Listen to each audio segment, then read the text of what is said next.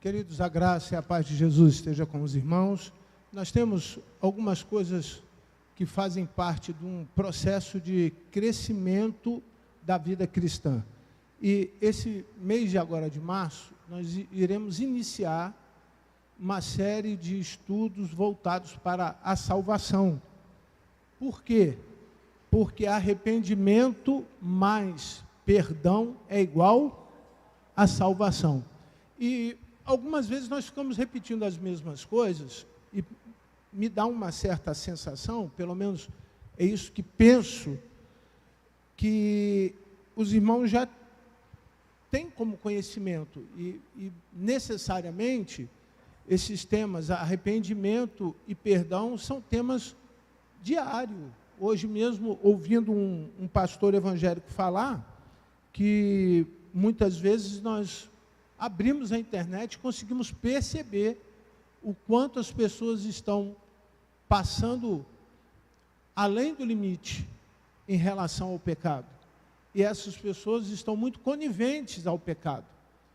E elas estão tentando, de alguma maneira, justificar o pecado com um tipo de adoração que possa converter aquela ação, aquela adoração ou aquele pseudo-culto em remédio para a cura de traumas, de violências emocionais, de problemas emocionais. E eles mesmos sabem que isso é uma grande mentira. Essas lideranças estão correndo um grande risco de tornar uma comunidade inteira doente emocionalmente por ensinar de maneira equivocada a questão do perdão.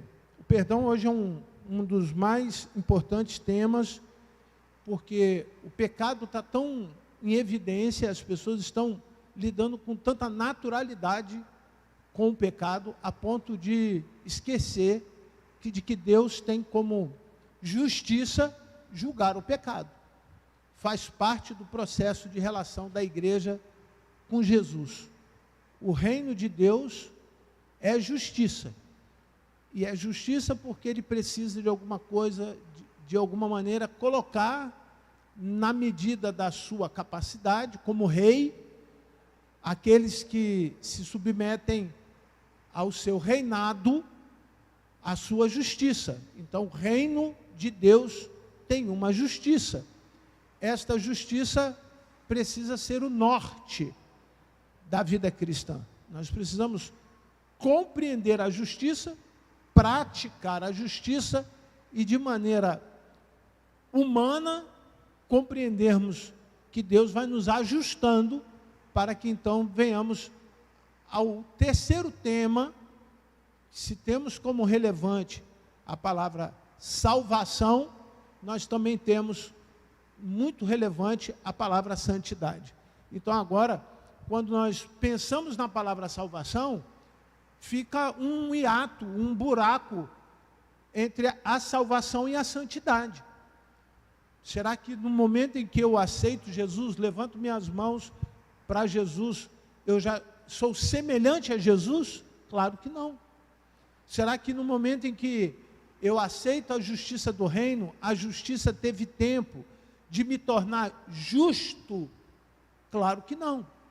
É diferente de justificado, porque o ato da justificação vem por crermos em Jesus Cristo. Mas o ato de justiça, vivermos uma vida reta, em comunhão, é um processo de relacionamento com essa justiça. Eu queria que vocês abrissem lá em Romanos capítulo 8, nós vamos ler alguns versículos para nós estudarmos nessa noite esse momento tão ímpar que é a doutrina da salvação.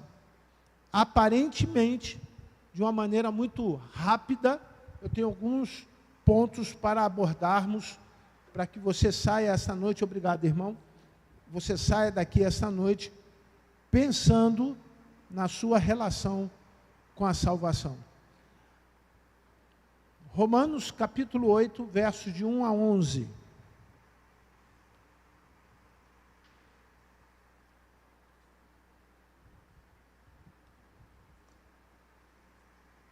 Agora, pois, já não existe condenação para os que estão em Cristo Jesus. Porque a lei do Espírito da vida em Cristo Jesus livrou você da lei do pecado e da morte. Eu paro aqui um pouquinho e faço menção que o apóstolo, ele dá destaque que a lei do Espírito e a lei do pecado. Ou seja, existe uma regra, um princípio. Nós não falaremos agora à noite sobre o homem natural e o homem espiritual. Mas aqui começa a nossa visão de salvação. Existem princípios. A salvação tem princípios. Alguns desses princípios, eles passam por uma experiência de novo nascimento. O novo nascimento é aquela experiência única, indivisível, ou seja, você não divide isso com ninguém, insubstituível, intransferível. Olha quantas coisas aí é diretamente ligada à pessoa. Por mais que haja manifestação coletiva de salvação, não há nenhuma manifestação coletiva para salvar alguém. Não é porque eu estou em culto que eu estou salvando alguém. Não é porque eu faço um culto para alguém, seja ele vivo ou morto, que eu vou salvar alguém.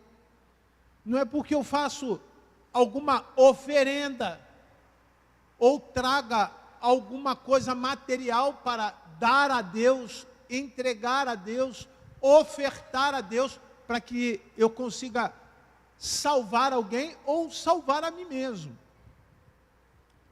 A ação salvífica está bem explícita no verso 2, em Cristo Jesus. O que te livrou da morte é você estar em Cristo Jesus. Nada substitui Jesus. Nenhuma ação humana, por melhor ou por mais perfeita que ela possa ser, embora nós tenhamos consciência de que nós não somos capazes de fazer nada perfeito, mas por mais eficiente, por mais causalista, por mais certa que esteja aquela ação, não substitui a ação de Jesus. Então, o novo nascimento é o princípio. Eu preciso passar por essa experiência, que eu também não vou tratar essa noite, mas é através de Cristo Jesus que nós somos livres, como já cantamos em algumas canções essa noite, livres da morte e livres do pecado. Verso 3.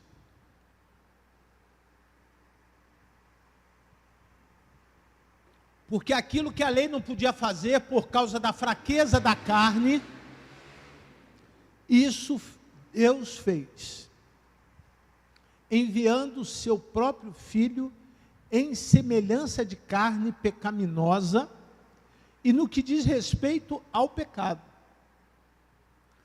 Aqui ele define, o apóstolo Paulo, define a natureza de Jesus, Jesus homem.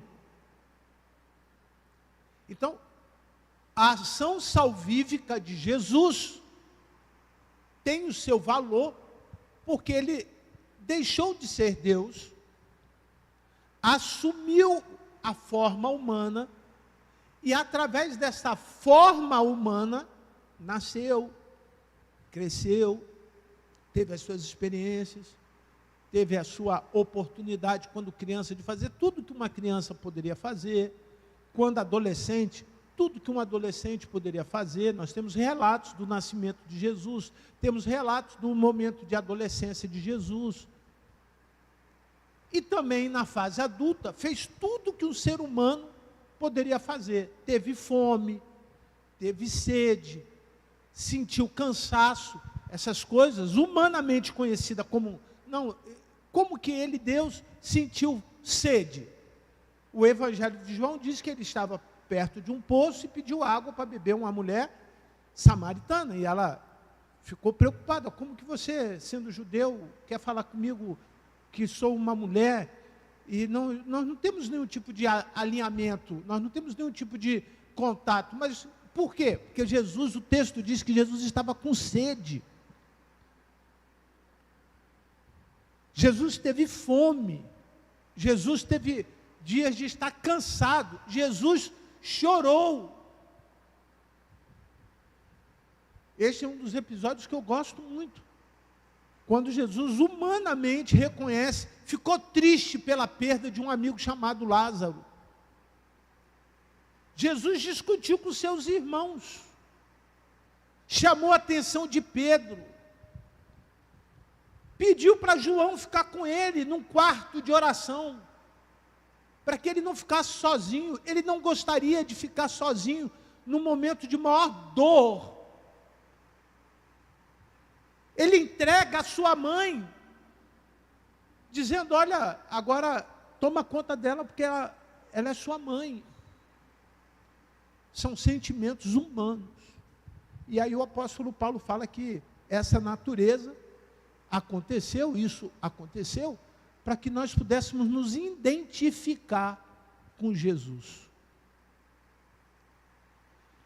Por que identificar com Jesus? Porque se ele morreu e ressuscitou, aquele que crê em Jesus vai morrer e também vai ressuscitar. Então, a salvação é um pré-requisito da vida eterna. Se alguém entende de vida eterna, não são os teólogos da terra. Não tem nenhum dos que eu já li, já reli, já perguntei outros que sabem mais de Deus do que eu, porque pouco se fala de coisas que são eternas. Você não vê nenhuma construção teológica falando sobre princípio do que nós vamos fazer quando chegar no céu. Há especulações. Nós vamos cantar, nós vamos falar glória, glória, glória, aleluia para Jesus. Mas não tem nada disso firmemente descrito como sendo a natureza. João, no livro de Apocalipse, mensurou através de uma visão como seria isso. Mas fica muito claro que todos os evangelhos e todas as cartas do apóstolo Paulo tratam sobre salvação. Mateus, até Apocalipse, trata sobre salvação. Todos os livros do Velho Testamento tratam sobre salvação. Não há nenhum livro da Bíblia que não chame a atenção do homem que ele é pecador, que ele precisa ser regenerado, que o Filho de Deus, de alguma maneira, viria. No Velho Testamento havia uma maneira de entender isso, através da promessa messiânica. Agora, Jesus encarnado no Novo Testamento, vem para salvar. Então, o centro da atenção da igreja precisa ser a salvação. Preservar os que estão salvos e dar oportunidade aos que estão perdidos. Preservar a igreja, os que estão aqui salvos, para que, mesmo sabendo a palavra, conhecendo a palavra, não nos percamos, não venhamos a abandonar a fé. A apostasia está à porta da igreja. A apostasia é abandono da fé. Está bem na porta da igreja. Você sai e já tem oportunidade para abandonar a fé. Como também nós precisamos dar oportunidade para as outras pessoas serem salvas. Verso 4.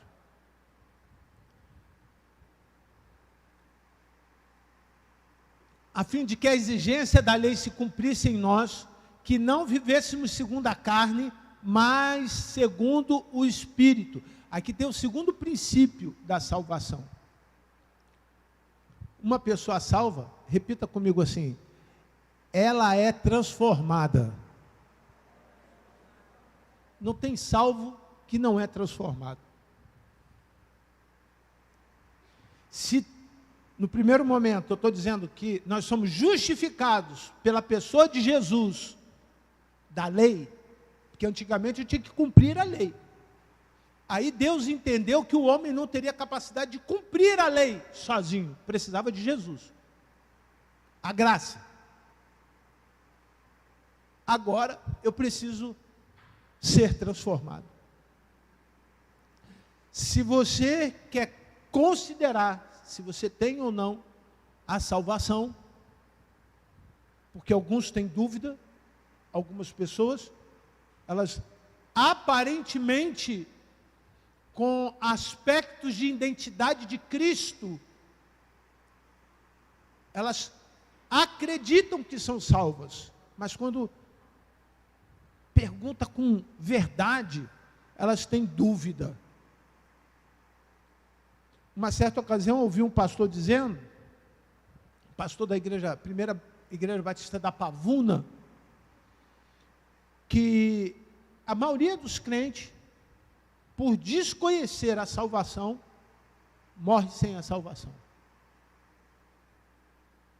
Porque acreditam e associam a salvação a um comportamento religioso. E 3 coisas qualificam um bom comportamento religioso. O que é um bom comportamento religioso? Ir à igreja. É um bom comportamento religioso. Mas isso não significa transformação. Segundo, bom comportamento religioso, orar.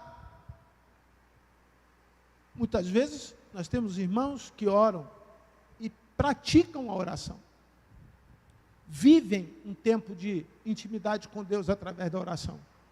Conhecem a Deus através da oração. Mas o próprio Jesus deixou algumas parábolas, dizendo muito claro que muitos ouviriam e veriam sinais, prodígios, fazendo coisas em nome de Jesus, tornando estas coisas até acessíveis a quem não tem de fato a salvação, que enganaria os salvos. No último dia, naquele momento de separar quem é e quem não é, essa é uma maneira que eu enxergo assim, eu vejo assim. Você vai estar naquela fila enorme, aí você vai ver um irmão lá do outro lado, da fila 2. E você pergunta para aquele amigo seu que está na sua frente, aquela fila leva para onde? E o que está na sua frente, ou o que está atrás de você, claro que vai levar para a sala do trono, do grande julgamento. Todo mundo vai passar. Mas eu entendo que só tem 2 filas, porque uma é dos salvos e a outra é de quem? Dos perdidos. E aí, Deus anuncia o nome de alguém da outra fila. E eu, conhecendo aquela pessoa, identificando-me com aquela pessoa, digo, então é aquela fila que é a fila dos salvos. E Deus, por misericórdia, diz, olha, você falou em meu nome, pregou em meu nome, fez sinais em meu nome, você fez tantas coisas em meu nome, mas eu lamento dizer para você, lá da outra fila, que você não vai para o reino dos céus. E certamente o coração daqueles que estão nessa fila vão ficar mais aliviados, porque se aquela fila é a fila da perdição, esta fila aqui é a da...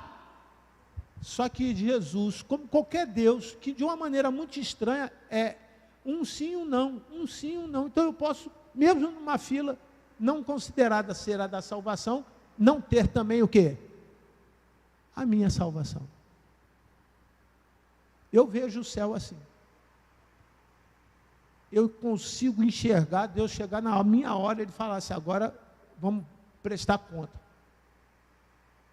E você foi pastor 35 anos, espero que seja mais do que isso. Você levou tanta gente para Jesus, aquele que entrou agora lá, que está os anjos cantando lá com ele, foi você que levou para Jesus. Mas você não me conhecia. Você fez tudo isso. Curou, profetizou, teve experiências espirituais extraordinárias, mas apartai-vos, dói, tá, irmão? Quem sabe o que é isso, sabe que dói. Apartai-vos de mim para o fogo eterno, que está preparado para o diabo e quem? Seus anjos. Você quer uma ilustração?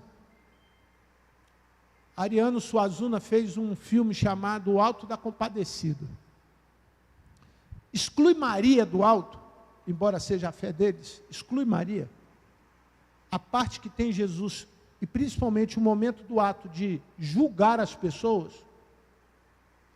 é muito, mas muito próximo do que eu acredito que vai ser o céu. Porque no filme, quem justifica aquelas pessoas para poderem serem salvos é Maria. E não há nenhum intermediador, não tem ninguém no meio entre eu e Deus, a não ser Jesus. Vocês já leram isso nos versos anteriores. Não tem ninguém. Entre eu e Jesus, entre eu e Deus, não tem ninguém. São Judas Tadeu, São Francisco de Assis, não tem ninguém. Maria, são homens importantes. São Mateus, São Marcos, São Lucas, São João, são homens importantes. Mas quem me leva para o céu é Jesus. Compreende? Compreende isso? Volta o verso 2, por favor. Kaique, o versículo 2. 2, meu filho, por favor. Porque a lei do Espírito da vida, olha aí, em Cristo Jesus. Está lendo ali? Porque a lei do Espírito da vida, em Cristo Jesus, livrou você da lei, do pecado e da... Quem que me livrou do pecado e da morte? São Jorge. Livrou? Livrou? Está ali, São Jorge. São Lucas. Livrou? São Mateus. A irmã Maria. São pessoas importantes. Não deixa de ter a sua importância. Mas a Bíblia diz que quem me livrou do pecado e da morte, qual é o nome dele? São Jesus. São Jesus. Só crer nesse já é o suficiente. Tem gente que aparentemente, você olha só, se você conversa com uma pessoa de uma outra religião, com respeito, tá? E oferece a ela esse versículo, ele vai dizer assim, não, mas na minha doutrina, mas não é a minha doutrina, ou seja, no ensinamento que eu recebi, não é o ensinamento que você recebeu que salva. A Bíblia diz, e se eu creio na Bíblia como forma de encontrar o caminho para levar-me para o céu, a Bíblia diz que é em Cristo Jesus que eu me livro do pecado e me livro da morte. Não tem salvação em outra pessoa. Você precisa, com respeito, dar oportunidade para a pessoa argumentar, e ela vai falar uma porção de coisa. Você ouve, você pode ouvi-la, é bom ouvir. É democrático, faz bem para a sociedade, ter várias opções. Esta é uma outra mentira que eu tenho ouvido pastores falando.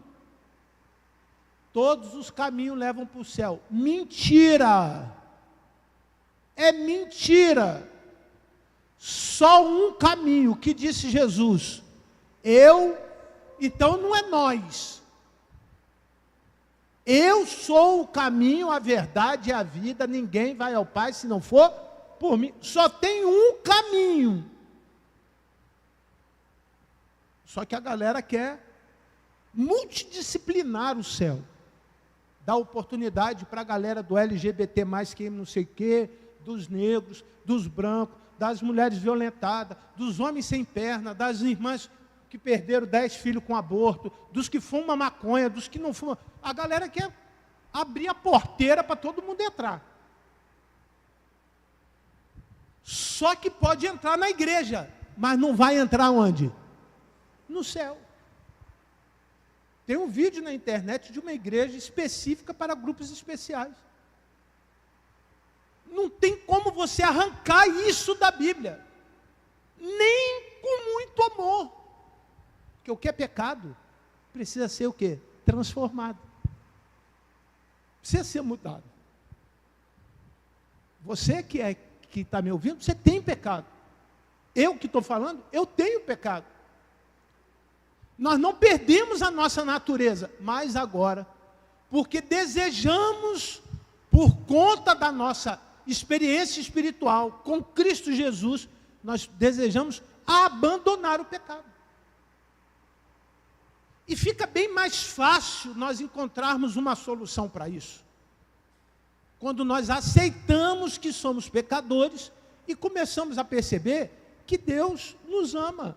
Deus nos ama, não tem coisa melhor do que ser amado por Deus.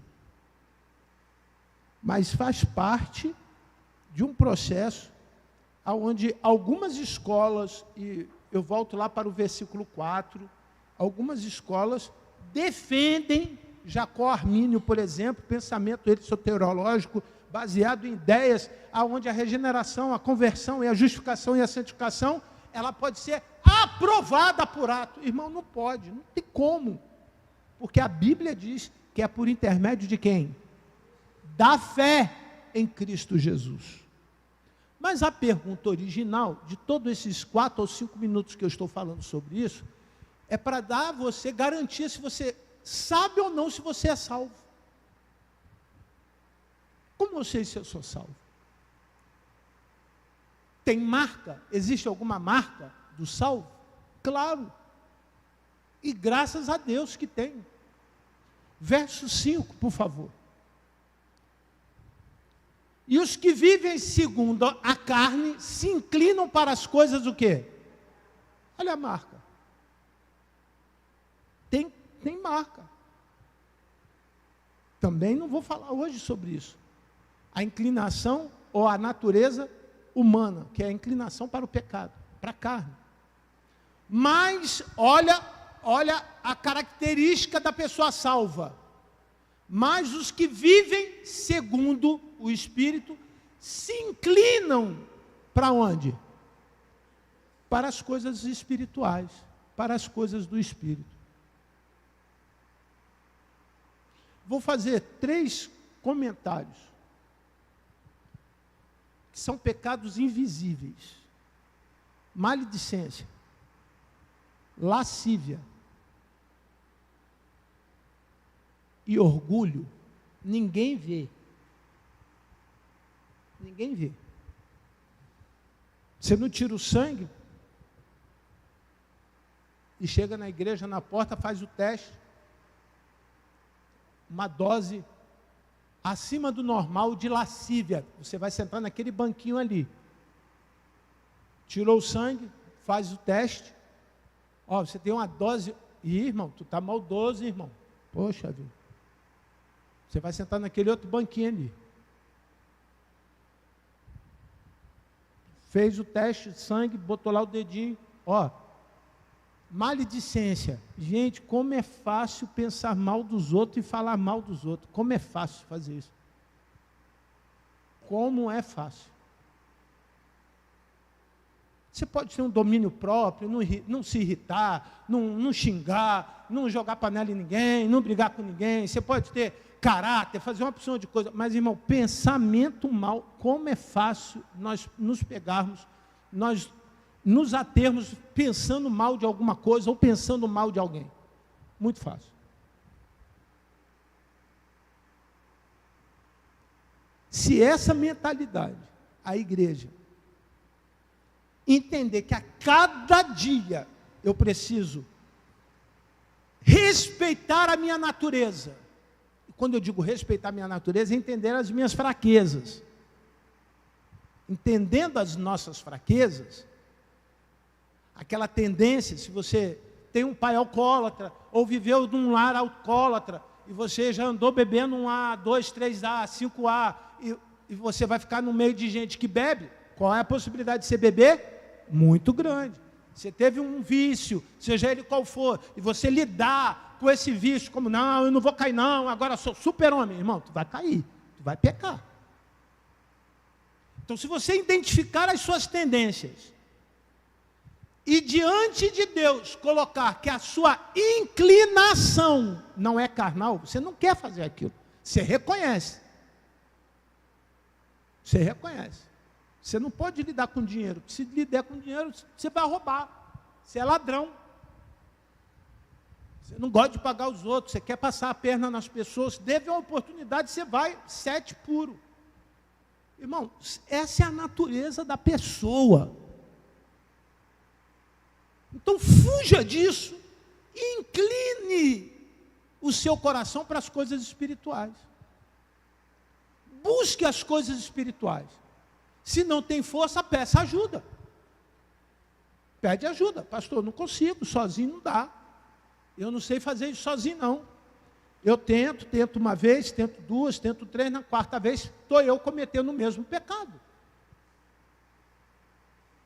Mas é um absurdo nós teorizarmos dizendo que Deus já sabia que eu era pecador e por isso alguns estão salvos e outros estão perdidos. É um absurdo. Tem nome isso. É também um absurdo nós acharmos a ideia e termos a ideia de que uma vez salvo, salvo para sempre. Chegou na igreja, se batizou, pegou teu cartão de membro, botou dentro da Bíblia, leva a Bíblia para lá, leva a Bíblia para cá. Pronto, acabou. Não, querido, você precisa inclinar, você precisa fazer, mostrar às pessoas que você está inclinado para as coisas espirituais. E aí eu volto, se naquela primeira composição, na tríade, arrependimento mais perdão é igual a quê? Arrependimento mais perdão é igual a quê? Salvação, aí eu vou botar mais uma palavra aqui no meio, mais serviço, repita para mim assim, salvação, mais serviço é igual a santidade. Agora eu começo a encarar a minha inclinação. Bem, eu não faço mais isso porque isso vai comprometer o meu compromisso com o Evangelho. Eu preciso dar testemunho, então testemunhar é serviço. Testemunho não é vir na igreja contar o que Deus fez durante a semana, não. É lá no mundão, na lama. Já conta-se, um pastor que está na glória, que uma certa ocasião ele foi até um Pantanal, um lugar onde tem muita lama, e ele viu uma garça. A garça, vocês sabem que ela é o quê? Branquinha, não é isso? Andando no meio da lama. E ele, curiosamente, foi olhar os pés da garça. Estavam como? Se ela está andando na lama. Como? Sujos de lama. Mas na hora de comer, ele reparou que a garça faz assim, ó. Ela tenta tirar a maior quantidade de sujeira do pé para poder ter condições de pegar o quê? A comida. Você que já é lavado, irmão, pelo sangue do Cordeiro, por analogia, tu já é a garça. Quando você vem na igreja, com certeza, no mundo você já andou numa opção de lugar porcalhão. Sujou o pé. Mas quando você chegar aqui, irmão, faz assim, ó, bate a lama lá fora. Porque você está buscando e está num território, essa palavra tem voga, né?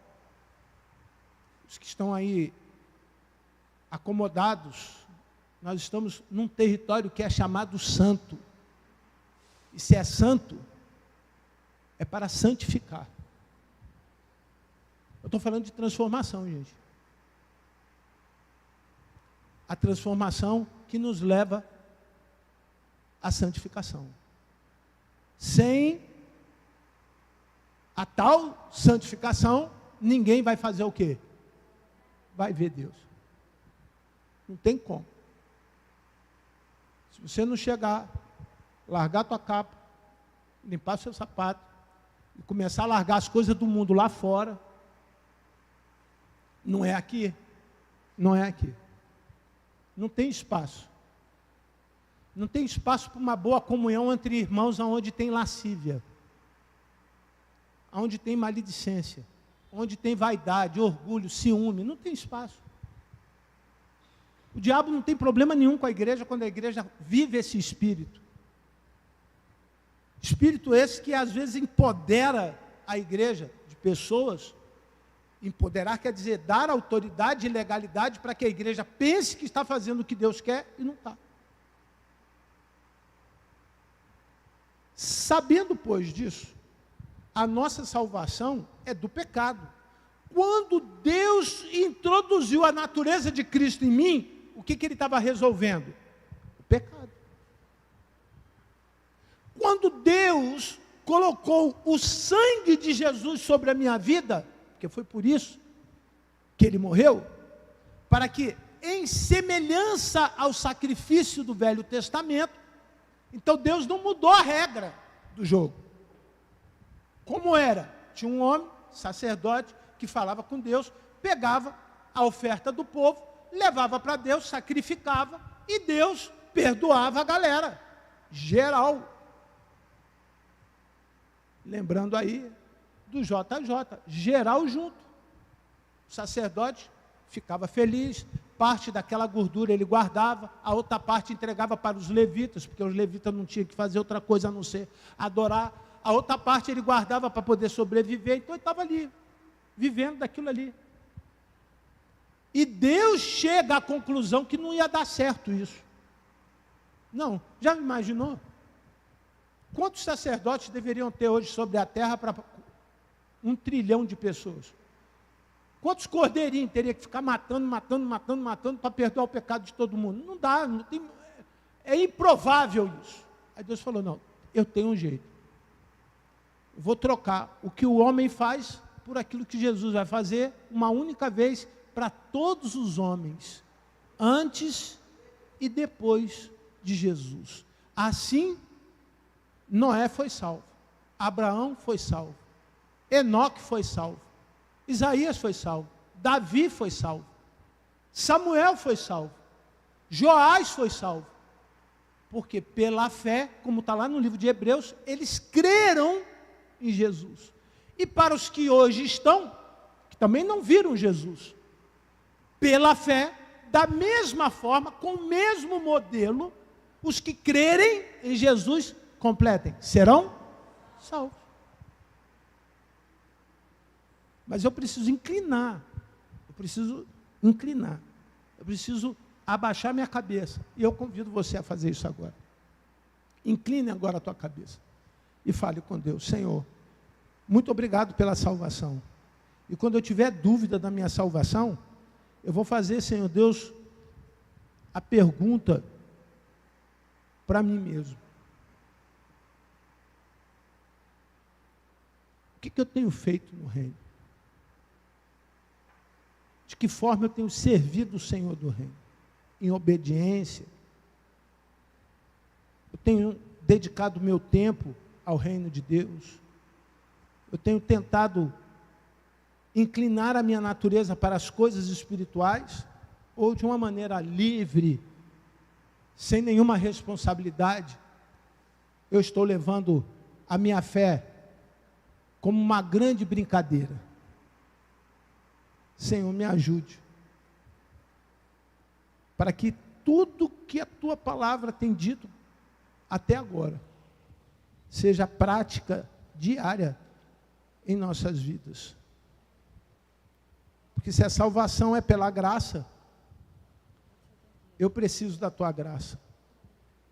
E preciso, evidentemente, evidenciar que essa graça é transformadora. Transforme, Senhor Deus, os nossos ouvidos, os nossos olhos e o nosso coração. E que a graça, a paz, o amor de Deus, o Pai, a comunhão e a consolação do teu Santo Espírito se façam presentes neste lugar, hoje e para todo sempre. Amém. Vamos.